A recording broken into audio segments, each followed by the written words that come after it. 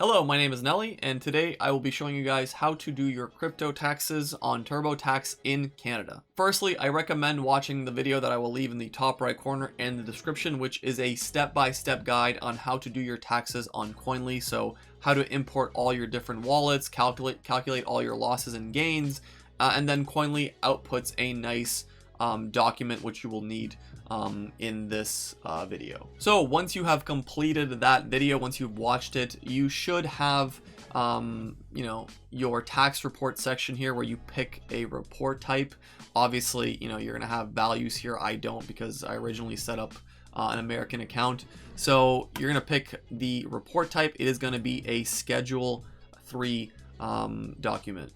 And just for your reference, this is the file. This is what it looks like. This is what you're looking for.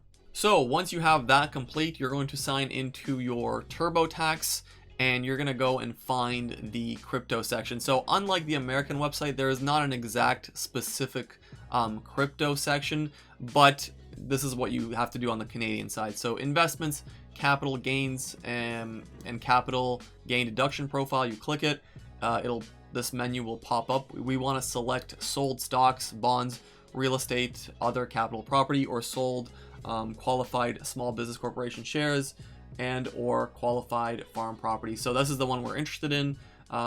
This is technically, you can consider a cryptocurrency similar to a stock. So once we click continue, we are looking at the capital gains menu.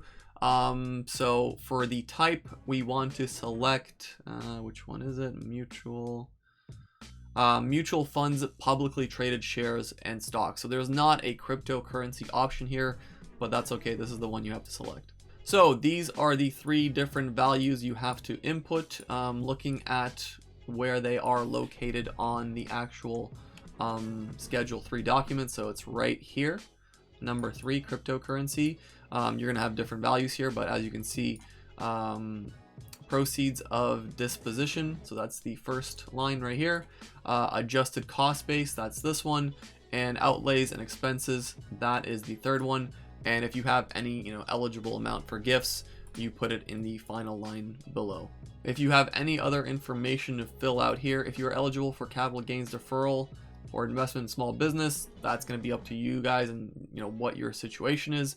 If not, you click done, and that's it. You've just quite simply, with a few steps, imported your crypto taxes using the Koinly file you generated. And as always, if you guys have any questions, leave them down in the comments below. We'll be happy to get back to you. If you enjoy the video, consider dropping a like, subscribing for more crypto content, and I'll see you next time.